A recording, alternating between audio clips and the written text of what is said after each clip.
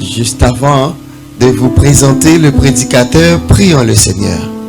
Cher Seigneur, merci. Tu nous as appelés ce matin. Nous sommes venus par ton invitation. Car c'est toi, Seigneur, qui as appelé ton peuple à une rencontre solennelle chaque semaine. Et nous sommes contents d'être là ce matin. Nous avons senti ta présence à travers tout ce qui a été fait jusqu'à maintenant.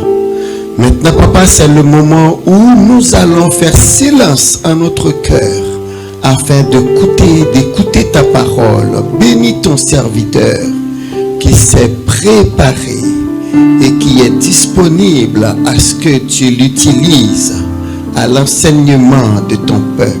Que ton nom soit béni. Amen. Je suis très heureux ce matin de vous présenter le directeur régional de notre famille d'églises. C'est l'Association des Églises évangéliques du Canada. Amen. Est-ce qu'on peut le dire ensemble? Association des Églises évangéliques du Canada. Nous avons déjà reçu ici Pasteur Dale Gibbons. Pasteur Dale Gibbons a pris sa retraite et c'est Pasteur Vigil Jones qui l'a remplacé. Et nous sommes très heureux de l'avoir avec nous ce matin. Il est avec sa charmante épouse, mais c'est lui qui va la présenter. Amen, Pasteur Vigile. Très heureux de vous accueillir. Nous vous invitons. C'est mon histoire, c'est là mon chant. Louez mon sauveur le jour durant. C'est mon histoire, c'est là mon chant. Louez mon sauveur le jour durant. C'est mon histoire, c'est là mon chant. Louez mon sauveur le jour durant. C'est mon histoire, c'est là mon chant. Louez mon sauveur le jour durant. Amen. Que le Seigneur vous bénisse. Je suis tellement content d'être ici avec vous ce matin. Mais pas juste moi. Ma femme de 35 ans. Chérie, viens, juste vite. Je dis ça, c'est spécial. C'est pas tout le temps que je dis chérie, viens. Mais lundi passé, le 13 mai, on a célébré notre 35e anniversaire du mariage. Elle a resté avec moi pendant 35 ans. Et le Seigneur, il nous a donné 6 enfants, sont adultes, sont retournés aux États-Unis, on vient de là-bas. Et le Seigneur nous a donné 7 petits-enfants. Et le Seigneur, il nous a bénis vraiment. Et on remercie le Seigneur pour ses bénédictions. Mais aussi, on remercie le Seigneur pour des épreuves. Oh, oui. C'est sûr que la parole de Dieu nous dit, Jacques, il nous dit, mes frères, regardez comme un sujet de joie complète les diverses épreuves auxquelles vous pouvez être exposés, sachant que l'épreuve de votre foi produit la persévérance. Fait qu'il faut passer à travers des épreuves. On n'aime pas, on cherche pas, mais il faut passer à travers des épreuves. Et ma femme et moi, on est en train de passer encore à travers des choses difficiles. Mais on remercie le Seigneur quand même. Et le Seigneur nous a montré quoi faire. Virgile et Tony. Peut-être pour vous aussi. Mais il nous a montré quoi faire pour combattre, pour se battre, pour lutter. On prend la parole de Dieu. On ouvre la parole de Dieu, surtout des psaumes. On cite, on mémorise des psaumes chaque jour. 2 fois par jour, on cite, et ça c'est notre manière de se battre pour la victoire. Et juste avant de continuer, on va partager ces psaumes 124. C'est un psaume qu'on a mémorisé. On va essayer de le faire, on va voir. Ok. Si l'Éternel n'avait pas été pour nous, qu'Israël le dise. Si l'Éternel n'avait pas été pour nous, lorsque des hommes sont venus nous attaquer, il nous aurait engloutis vivants quand leur colère s'est enflammée contre nous. Oui, l'eau nous aurait emportés, les torrents nous auraient submergés. Oui, ils nous auraient submergés, les flots impétueux. Béni soit l'Éternel, qui ne nous a pas livrés en pâture à leurs dents. Nous nous sommes échappés comme l'oiseau du piège des oiseleurs. Le filet s'est rompu et nous nous sommes échappés. Notre secours est dans le nom de l'Éternel qui a fait le ciel et la terre. Amen. Merci, chérie. Non, honnêtement, je ne mens pas. Au moins 1 fois, 2 fois par jour, on cite, on lit des psaumes parce qu'on est en lutte. Et même dans notre famille, Dieu, il nous a bénis.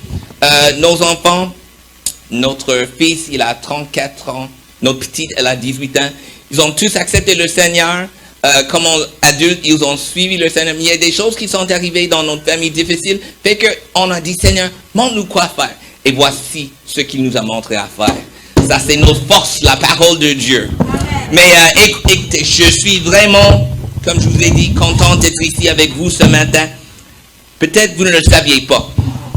Mais vous êtes une église bénie. Vous êtes une église bénie parce que votre pasteur et sa femme, ils aiment le Seigneur Jésus. Mais aussi, ils vous aiment. Mais aussi, ils aiment les gens qui ne marchent pas avec le Seigneur. Oh, vous êtes une église bénie. Et Pasteur Élisée, Sœur Micheline, on vous aime. Et merci pour tout ce que vous faites pour la gloire de notre Seigneur Jésus et pour ses brebis ici. Et merci de m'avoir invité. Et même s'il n'y a personne que je connaisse par son nom, moi, Virgile, je vous aime.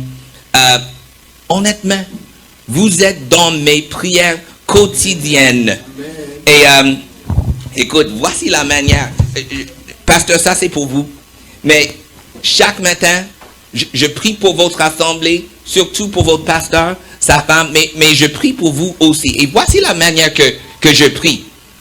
Mes prières pour les églises de notre association. Je prie, Seigneur, que nous soyons, que vous soyez un peuple plein d'amour pour Dieu, pour les incroyants, pour les autres croyants et pour la parole de Dieu. Je prie, Seigneur, qu'il soit un peuple qui marche en pureté et en sainteté, par la puissance du Saint-Esprit, et qu'il soit un peuple qui marche par la grâce de Dieu et dans la crainte du Seigneur. Et puis je prie, Seigneur, qu'il soit un peuple qui prie sans cesse, un peuple connu pour les bonnes œuvres, qui adore Dieu en esprit et en vérité, qu'il soit un peuple qui attend le retour de Jésus avec joie. Est-ce que vous êtes remplis de sa joie ce matin? J'espère que oui. Et qu'il soit un peuple engagé à l'œuvre de Dieu dans le monde entier. Fait que ça, c'est la manière que je prie pour vous. Et c'est mon vœu que vous aussi, que vous allez prier pour votre assemblée. Mais pas, on va parler de ça. Pas juste pour votre assemblée, mais pour l'œuvre du Seigneur. Comme je vous ai dit, je vous aime et vous êtes dans mes prières quotidiennes parce qu'on fait partie de la même famille spirituelle, n'est-ce pas? Amen. Si vous appartenez à Jésus, nous appartenons à la même famille. C'est à l'âge de 17 ans. J'ai grandi aux États-Unis. Je suis né à Philadelphie. J'ai grandi à Washington, D.C. Et c'est à l'âge de 17 ans que le Seigneur m'a sauvé. J'ai grandi dans une famille chrétienne. J'allais à l'église tous les dimanches. Mais moi, Virgile, j'étais perdu. À l'église, mais perdu. Je savais que j'étais perdu, mais j'avais un plan. C'était un plan fou. Mais j'ai dit, Seigneur, je pense que à l'âge de 30 ans, je vais te donner ma vie. C'est ce que j'ai dit à Dieu. C'est absolument... C'est fou. Mais Dieu, il est miséricordieux, n'est-ce pas? Parce qu'on ne dit pas à Dieu quand on va se repentir et donner sa vie à Jésus. Mais le Seigneur, il a fait un miracle dans ma vie. Le salut, c'est un miracle. C'est un vrai miracle. Parce que Dieu, il m'a convaincu de mon péché. On vient de chanter ça, n'est-ce pas? Il m'a montré ma culpabilité. Virgile, j'étais coupable. J'ai péché contre Dieu. Il m'a montré que j'allais directement en enfer. Peu importe que j'aille à l'église tous les dimanches, peu importe que je lise un peu la Bible, peu importe que je prie un peu, peu importe que tous les autres membres de ma famille soient sauvés. Moi, Virgile, j'étais perdu, j'étais coupable, j'allais en enfer. Mais il m'a convaincu de mon péché et il m'a donné la grâce. On est sauvé par la grâce, n'est-ce pas? Éphésiens chapitre 2, verset 8. Car c'est par la grâce que vous êtes sauvés par le moyen de la foi. Et ça ne vient pas de vous. C'est le don de Dieu. Ce n'est pas par des œuvres afin que personne ne se glorifie. Et par sa grâce, je vis pour Jésus depuis 38 ans. Et le Seigneur Jésus, il a été bon pour moi. J'aime le chant. Mon Dieu est si bon. Il prend bien soin de moi. Ce Dieu si fidèle, sais-tu qu'il pense à toi? Il voudrait t'aider dans tes difficultés. Il faut que tu viennes à lui tel que tu es. Mais Dieu, il est si bon envers moi. Il m'a changé, il m'a rempli de sa joie. Et ce matin, je peux vous dire honnêtement, il n'y a rien dans ce monde que je désire. Rien dans ce monde. En anglais, on chante, You can have all this world, but give me Jesus. Il n'y a rien dans ce monde que je désire. C'est juste Jésus. Et ce matin, je voulais partager quelque chose que le Seigneur a mis. C'est un message que Dieu m'a donné. Et j'ai eu le privilège de partager ce message vendredi passé. J'étais avec notre frère, pasteur Jacques Forge, à l'église de la Nouvelle Alliance. Et on va regarder ce matin en Romains chapitre 10. Et je vais lire quelques versets. Mais si vous avez votre Bible, je commence au verset 1, Romains chapitre 10, partir du verset 1. Frères, le vœu de mon cœur et ma prière à Dieu pour eux, les Israélites, c'est qu'ils soient sauvés. Je leur rends le témoignage qu'ils ont du zèle pour Dieu, mais sans intelligence, ne connaissant pas la justice de Dieu et cherchant à établir leur propre justice, ils ne se sont pas soumis à la justice de Dieu, car Christ est la fin de la loi pour la justification de tous ceux qui croient. Puis au verset 9, si tu confesses de ta bouche le Seigneur Jésus, et si tu crois dans ton cœur que Dieu l'a ressuscité des morts, tu seras sauvé. Car c'est en croyant du cœur qu'on parvient à la justice, et c'est en confessant de la bouche qu'on parvient au salut. Selon ce que dit l'Écriture, quiconque croit en lui ne sera point confus. Il n'y a aucune différence entre le juif et le grec, puisqu'ils ont tous un même Seigneur qui est riche pour tous ceux qui l'invoquent. Car quiconque invoquera le nom du Seigneur sera sauvé. Comment donc invoqueront-ils celui en qui ils n'ont pas cru? Et comment croiront-ils en celui dont ils n'ont pas entendu parler? Et comment en entendront-ils parler s'il n'y a personne qui prêche? Et comment y aura-t-il des prédicateurs s'ils ne sont pas envoyés, selon qu'il est écrit? Qu'ils sont beaux les pieds de ceux qui annoncent la paix, de ceux qui annoncent de bonnes nouvelles. Mais tous n'ont pas obéi à la bonne nouvelle. Seigneur Jésus, on te remercie pour ta parole. Et je te prie, Seigneur Jésus, ce matin, parle à nos cœurs. Amen. Les Israélites étaient vraiment zélés pour Dieu, mais pas conformément à la vraie connaissance.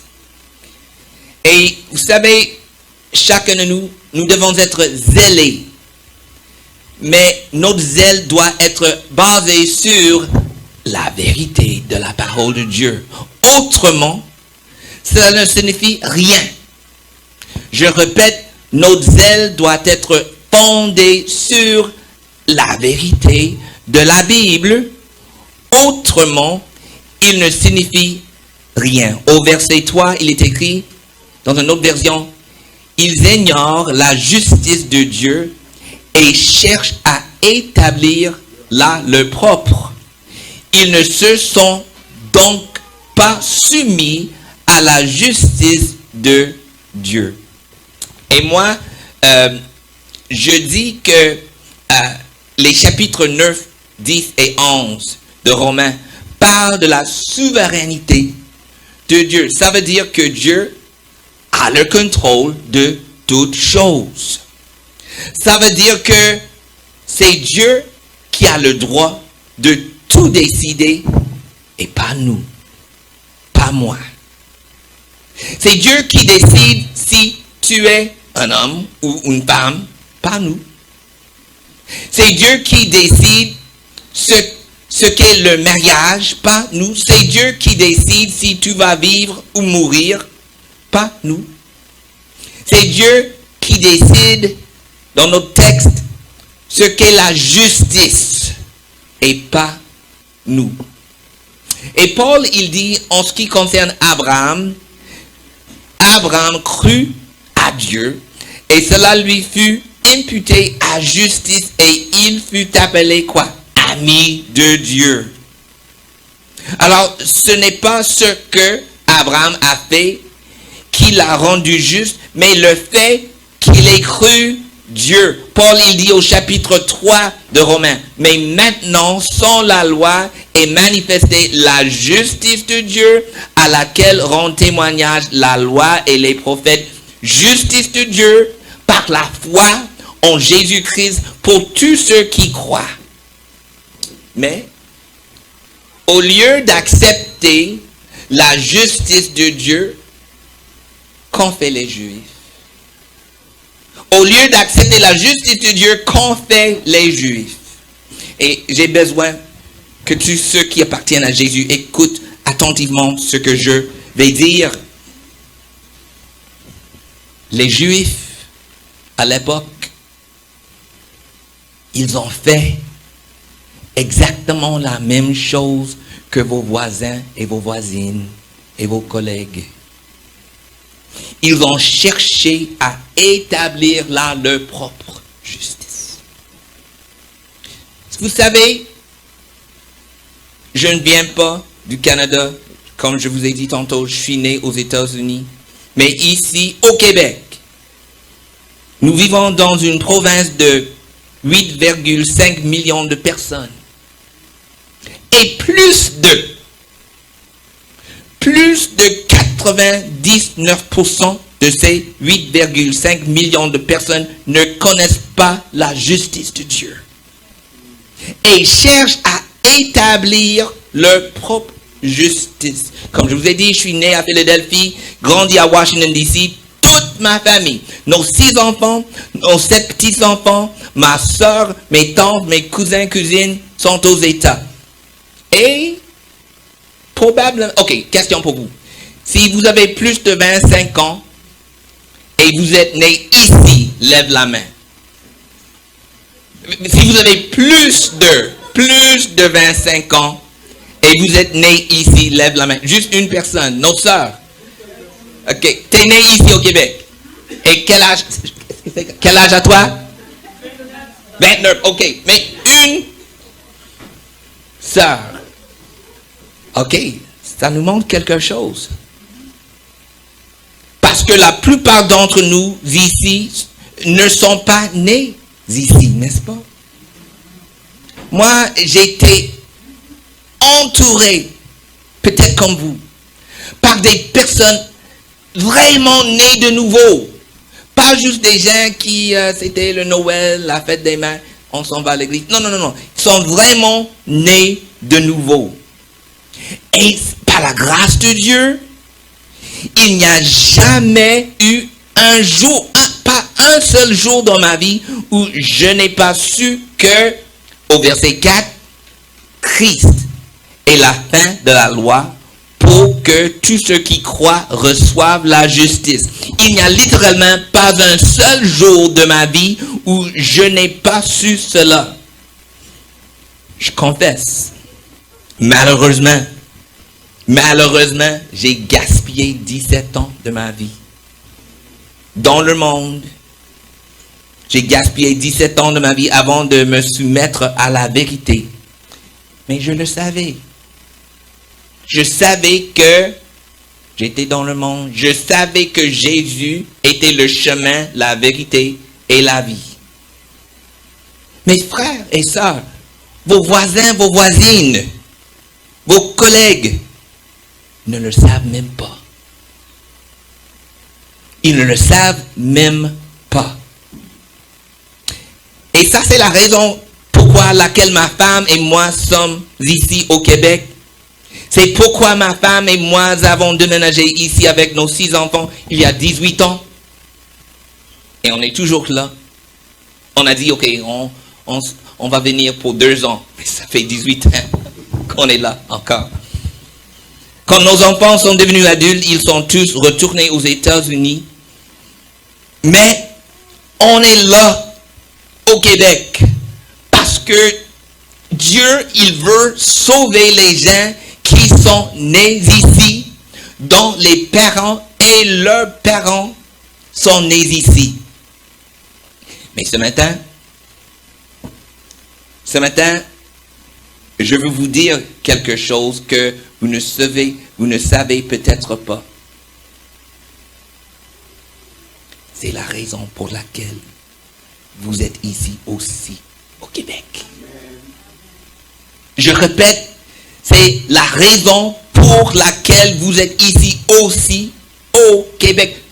Vous pensez peut-être que vous êtes ici parce que le niveau de vie est meilleur que dans votre pays d'origine ou celui d'où viennent vos parents.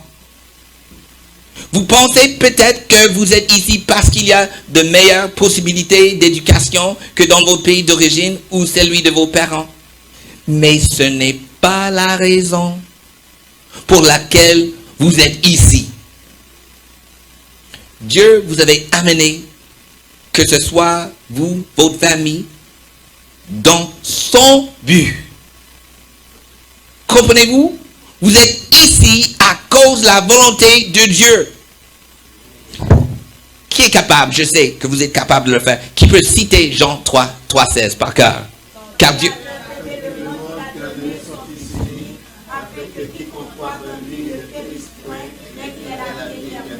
Mais au verset 14, mais comment donc invoqueront-ils celui en qui ils n'ont pas cru?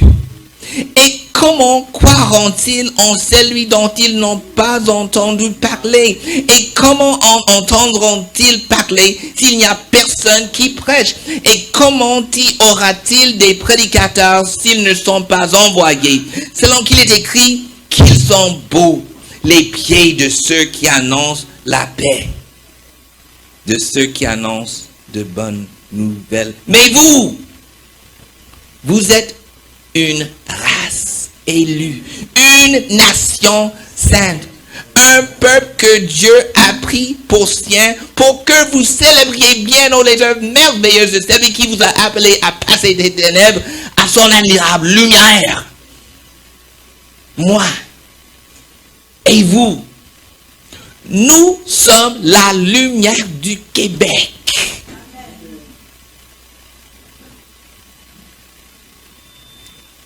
Et mes frères, mes sœurs, le temps est arrivé où tous ceux d'entre nous qui ont été bénis, vous avez été bénis, moi aussi.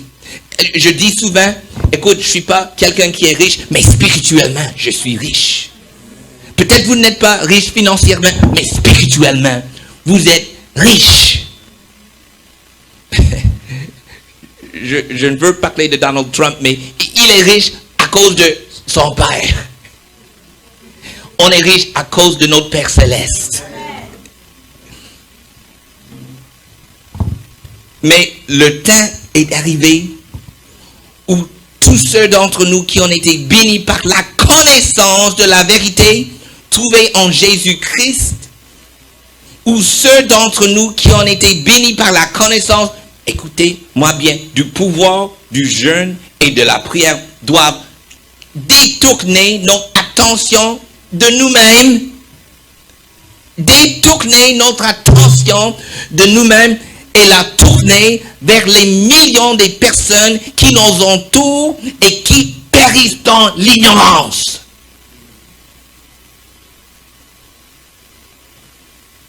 Le temps est arrivé. Parce qu'ils essaient d'établir leur propre justice sans connaître la justice qui vient de Dieu. Romains chapitre 1 au verset 16. Il est écrit quoi? Car je n'ai point honte de l'évangile. C'est la puissance de Dieu pour le salut de quiconque croit, premièrement, mais pas seulement. Premièrement, mais pas seulement. Et pour les Grecs, et pour les Québécois. Jésus, il nous dit quelque chose, l'évangile de Matthieu, chapitre 28. Allez, faites de toutes les nations les disciples. Et c'est Dieu qui nous a amenés ici. Je sais que c'est Dieu qui nous a amenés ici. L'hiver, écoute, on ne vient pas ici, l'hiver comme ça ici. Mais c'est Dieu qui nous a amenés ici, malgré l'hiver. Mais écoute, Dieu, qu'est-ce qu'il a dit? Il a dit, allez, faites de toutes les nations les disciples. Et Dieu leur a donné le Saint-Esprit le jour de la Pentecôte. Dieu, il a fait des prodiges, des miracles au milieu d'eux. Mais ils n'ont pas quitté Jérusalem. Ils ont resté dans le groupe. Ils ont dansé ensemble. Ils ont chanté ensemble à Jérusalem. Ils ont loué le Seigneur ensemble, content d'être ensemble parce que Dieu, il a fait des grandes choses au milieu de nous. Les païens, on s'en va, on arrive Seigneur, mais on va rester en groupe à Jérusalem. Ouh, ça c'est dangereux. Écoute, quand Dieu te dit à faire quelque chose, c'est juste une fois que Dieu doit te dire quelque chose. C'est à nous de ne pas oublier.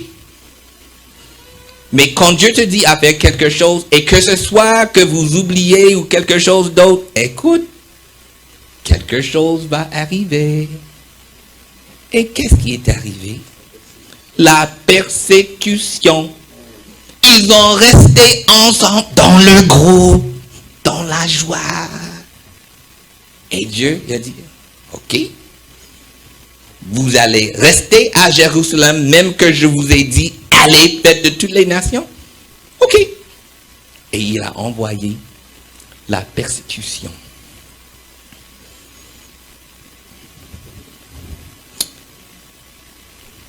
C'est bon, c'est merveilleux qu'on prie. Vous êtes une église, vous priez, je sais. Au pasteur, c'est un homme de prière, je le sais. C'est bon, c'est merveilleux qu'on fait le jeûne. Et écoute, je n'aime pas passer trop de temps à parler du diable, mais moi je pense que Satan, il est tout à fait satisfait qu'on jeûne et prie pour un nouveau travail, une nouvelle voiture. Écoute, on a besoin d'une nouvelle voiture, je prie là-dedans, mais je pense que Satan, c'est pas quelque chose qui lui dérange. Oui, prier, jeûner pour une nouvelle maison, pas de problème. Mais ne commence pas à jeûner et prier pour que Dieu sauve vos voisins et vos collègues de travail qui n'ont jamais entendu l'évangile. Fais pas ça. 5 jours de jeûne et prière pour une nouvelle voiture, vas-y. Mais prie pas pour prie et jeûnez pas pour vos voisins, vos voisines pendant 5 jours. Fais pas cela. Mes frères et sœurs, le moment est arrivé, n'est-ce pas? On est là, les choisis de Dieu au Québec par sa grâce. Et je ne dis pas qu'il ne faut pas prier pour vos besoins personnels. Faites connaître vos besoins à Dieu. Oui, continue à faire cela. Mais ce que je dis, c'est que, écoutez-moi bien ce mot-là, la priorité. Répétez après moi, priorité. Priorité. Priorité. Amen. La priorité doit être donnée au but de Dieu, le salut des perdus. Parce que Jésus, il revient bientôt. Il nous a donné à faire quelque chose. Surtout, il faut prier pour ceux et celles qui n'ont jamais entendu. Écoute, aux États-Unis, à Washington, D.C., les gens dans les rues sont capables d'annoncer la bonne nouvelle.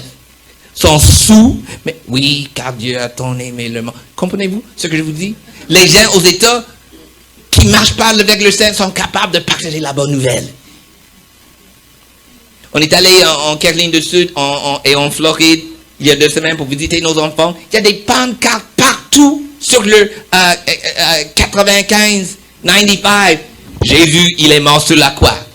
5 minutes plus tard, Jésus, il vous aime. C'est partout l'évangile. C'est pas la même chose ici au Québec, là.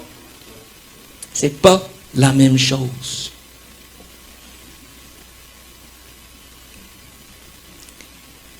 Mais la priorité doit être donnée au but de Dieu, le salut des perdus. Je viens de terminer.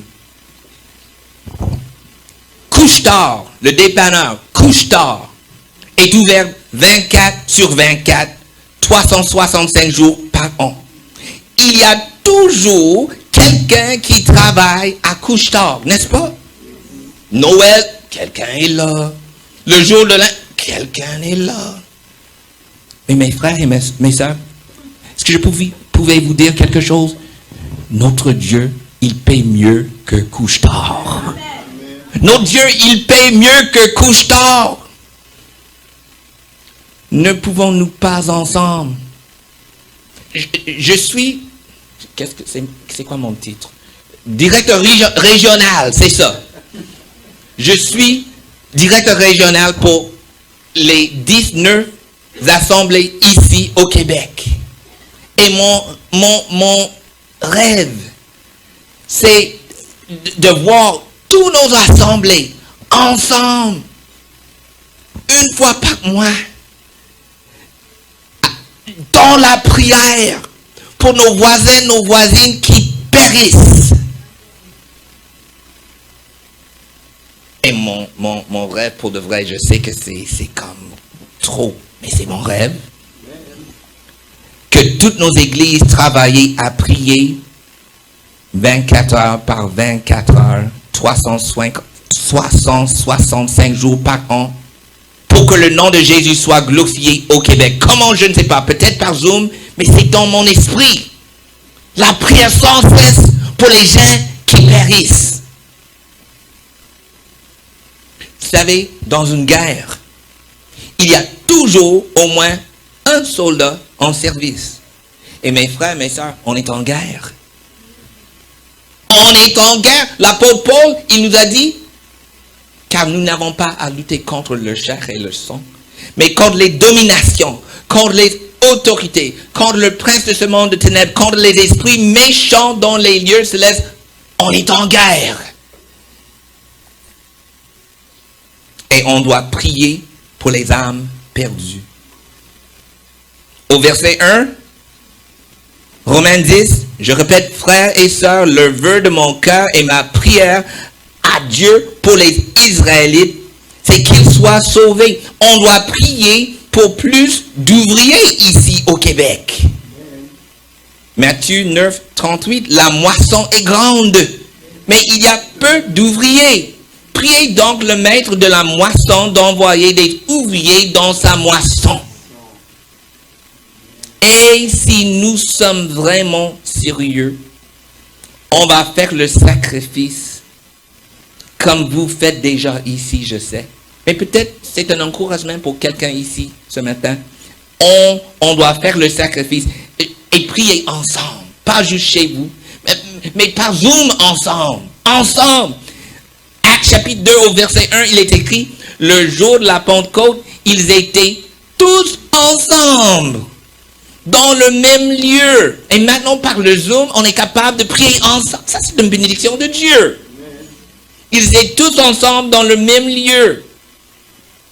Et écoute, on ne s'arrêtera pas avant le retour de Jésus. Écoute, notre Dieu, il est fidèle. On marche par la foi. On croit que tout ce qui est écrit dans la parole de Dieu, c'est vrai. Et comme je vous ai dit, écoute, faites connaître vos besoins à Dieu. Mais surtout, on doit prier selon la volonté de Dieu parce que Dieu il nous donne des promesses. 1 Jean, chapitre 5, au verset 14, il est écrit, nous avons auprès de lui cette assurance que si nous demandons quelque chose selon sa volonté, il nous écoute. Et si nous savons qu'il nous écoute, nous savons que nous possédons la chose que nous lui avons demandé, quelle qu'elle soit. C'est une promesse. Il va agir. Matthieu 7, 7, demandez, l'on vous donnera. Cherchez, vous trouverez. Frappez, l'on vous ouvrira. Car quiconque demande reçoit. Celui qui cherche trouve et l'on ouvre à celui qui frappe. C'est ça. Et la promesse, je vais terminer avec cette promesse que j'aime énormément. C'est dans l'Ancien Testament, Nombre 23, 19. Dieu n'est point un homme pour mentir, ni fils de l'homme pour se repentir. Ce qu'il a dit, ne le fera-t-il pas? Ce qu'il a déclaré, ne l'exécutera-t-il pas? Notre Dieu, il est fidèle, frères et sœurs. Je sais que vous avez des besoins. Dieu, il va prendre soin de vous. Je ne sais pas exactement comment, mais notre devoir, notre priorité doit être donné aux âmes perdues. Seigneur Jésus, pardonne-nous. Chacun de nous ici, Seigneur Jésus, on est riche spirituellement. Presque personne ici a été né ici au Québec. Seigneur Jésus, probablement nous tous, pendant notre jeunesse, on a entendu la bonne nouvelle. Mais les gens ici, Seigneur, ils marchent dans les ténèbres. Tu nous as donné, c'est un privilège, Seigneur Jésus, de travailler pour toi. Et on croit que tu reviens bientôt. Alors, Seigneur Jésus, aide-nous, pas juste comme individus, pas juste en tant qu'Église, mais en tant que des églises, de vraiment concentrer et de se battre pour ta gloire ici au Québec. Et pitié de nous, viens nous aider, dirige-nous, Seigneur Jésus, montre-nous quoi faire, parce qu'on est en guerre et on veut voir ton nom, le nom de Jésus, le nom qui est au-dessus de tout autre nom, honoré et exalté. Merci pour ta grâce envers nous. Et Seigneur Jésus, notre prière, c'est simplement que que ton règne vienne et que ta volonté soit faite. Amen. Jésus-Christ est Seigneur.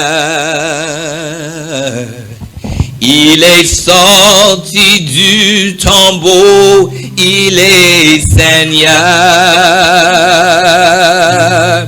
Tout genou fléchira, toute langue confessera que Jésus est Seigneur. Chantez avec moi.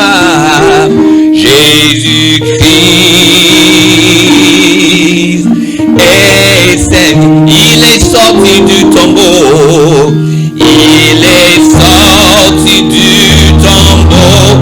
Il est Seigneur. Et tout genou fléchira.